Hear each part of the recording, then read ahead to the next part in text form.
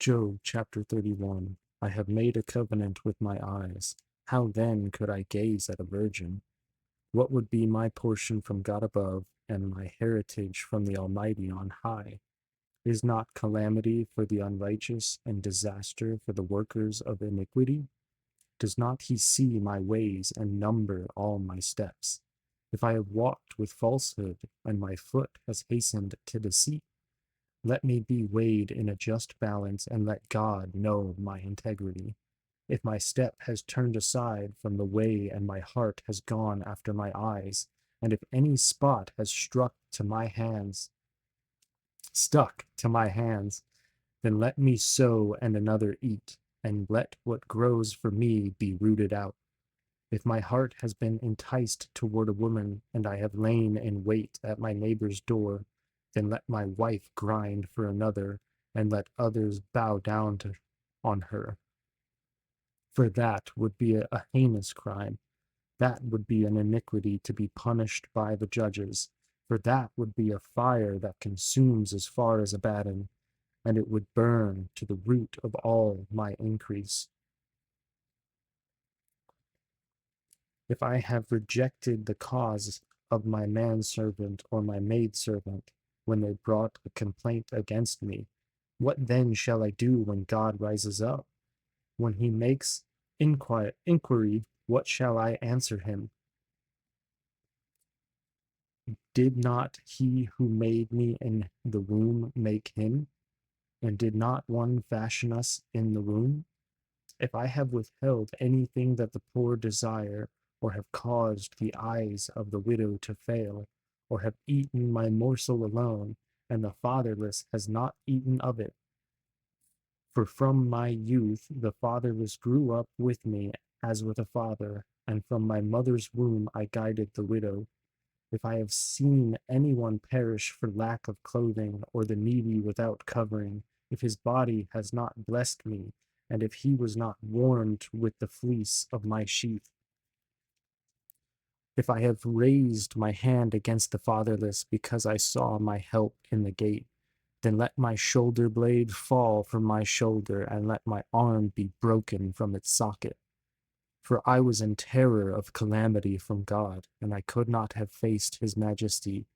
If I have made gold my trust, or called fine gold my confidence, if I have rejoiced because my wealth was abundant, or because my hand had found much, if I have looked at the sun when it shone, or the moon moving in splendor, and my heart has been secretly enticed, and my mouth has kissed my hand, this also would be an iniquity to be punished by the judges, for I would have been false to God above. If I have rejoiced at the ruin of him who hated me, or exulted when evil overtook him, I have not let my mouth sin by asking for his life with a curse. If the men of my tent have not said, who is there that has not been filled with his meat? The sojourner has not lodged in the street. I have opened my doors to the traveler. If I have concealed my transgressions as others do, by hiding my iniquity in my heart, because I stood in great fear of the multitude, and the contempt of families terrified me, so that I kept silent and did not go out of doors. Oh, that I had one to hear me. Here is my signature. Let the Almighty answer me. Oh, that I had the indictment written by my adversary. Surely I would carry it on my shoulder. I would bind it on me as a crown. I would give him an account of all my steps. Like a prince, I would approach him. If my land has cried out against me, and its furrows have wept together, if I have eaten its yield without payment, and made its owner's breath their last, let thorns grow instead of wheat, and foul weeds instead of barley. Chapter 32. So these three men ceased to answer Job, because he was righteous in his own eyes. Then Elihu, the son of Barachel, the Buzite, of the family of Ram, burned with anger. He burned with anger at Job because he justified himself rather than God. He burned he burned with anger also at Job's 3 friends because they had found no answer, although they had declared Job to be in the wrong. Now Elihu had waited to speak to Job because they were older than he. And when Elihu saw that there was no answer in the mouth of these 3 men, he burned with anger. And Elihu, the son of Barachel, the Buzite, answered and said, I am young in years, and you are aged. Therefore I was timid and afraid to declare my opinion to you. I said, let days speak, and many years teach wisdom. But it is the spirit in man, the breath of the Almighty, that makes him understand. It is not the old who are wise, nor the aged who understand what is right. Therefore I say, listen to me. Let me also declare my opinion. Behold, I waited for your words, I listened for your wise sayings, while you searched out what to say. I gave you my attention, and behold, there was none among you who refuted Job or who answered his words. Beware lest you say, we have found wisdom, God may vanquish him, not a man. He has not directed his words against me, and I will not answer him with your speeches. They are dismayed, they answer no more. They have not a word to say, and I shall wait, because they do not speak, because they stand there and answer no more. I also will answer with my share. I also will declare my opinion, for I am full of words. The spirit within me constrains me. Behold, my belly is like wine that has no vent, like new wineskins ready to burst. I must speak, that I may find relief. I must open my lips and answer. I will not show partiality to any man or use flattery toward any person, for I do not know how to flatter, else my Maker would soon take me away. Chapter 33. But now hear my speech, O Job, and listen to all my words. Behold, I open my mouth, the tongue in my mouth speaks. My words declare the uprightness of my heart, and what my lips know they speak sincerely. The Spirit of God has made me, and the breath of the Almighty gives me life. Answer me if you can. Set your words in order before me. Take your stand. Behold, I am toward God as you are.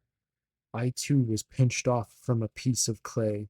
Behold, no fear of me need terrify you. My pressure will not be heavy upon you. Surely you have spoken in my ears, and I have heard the sound of your words. You say, I am pure, without transgression. I am clean, and there is no iniquity in me. Behold, he finds occasions against me. He counts me as his enemy. He puts my feet in the stocks and watches all my paths. Behold, in this you are not right. I will answer you, for God is greater than man. Why do you contend against him, saying, he will answer none of man's words? For God speaks in one way, and in two, though man does not perceive it. In a dream, in a vision of the night, when deep sleep falls on men, while they slumber on their beds, then he opens the ears of men and terrifies them with warnings, that he may turn man aside from his deed and conceal pride from a man. He keeps back his soul from the pit, his life from perishing by the sword. Man is also rebuked with pain on his bed and with continual strife in his bones, so that his life loathes bread, and his appetite the choicest food. His flesh is so wasted away that it cannot be seen, and his bones that were not seen stick out. His soul draws near to the pit, and his life to those who bring death. If there be for him an angel, a mediator, one of the 1,000, to declare to a man what is right for him, and he is merciful to him, and says, deliver him from going down into the pit, I have found a ransom. Let his flesh become flesh with youth, Let him return to the days of his youthful vigor. Then man prays to God, and he accepts him. He sees his face with a shout of joy, and he restores to man his righteousness.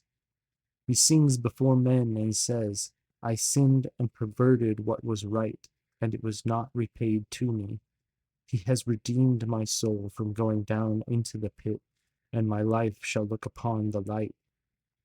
Behold, God does all these things twice, 3 times with a man, to bring back his soul from the pit, that he may be lighted with the light of life. Pay attention, O Job. Listen to me. Be silent, and I will speak. If you have any words, answer me. Speak, for I desire to justify you. If not, listen to me. Be silent, and I will teach you wisdom.